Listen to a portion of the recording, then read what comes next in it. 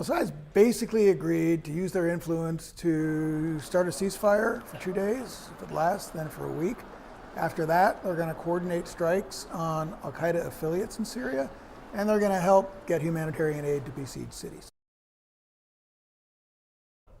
The U.S. wanted this deal. It's really a plea by Secretary Kerry and President Obama to stop the barrel bombing, to stop the use of chlorine gas by Assad on citizens, to save lives and get food to suffering people.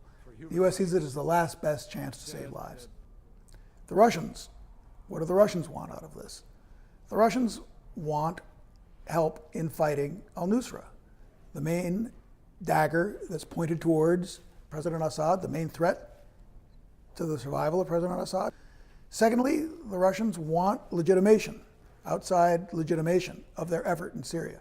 And there's nothing like the good old US of A to bring that help. I don't think this deal is going to hold. I think there are many obstacles. The president of Syria, Bashar al-Assad, is not going to really stop fighting until the lines of control significantly shift and he controls most of Western Syria.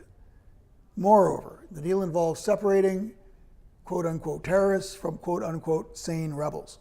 But they're co-located, they fight together. How are we going to separate them? I don't know. Third, the deal involves getting humanitarian aid to key Syrian cities. But neither side has guaranteed access to humanitarian aid groups to those cities. More generally, the Russians have a real bad track record on their commitments. They tend to agree to ceasefires in Ukraine and Syria, and they just don't respect them. So all in, I don't expect this to get us all that far. Despite the fact that this deal will not hold for very long, it's still worth doing.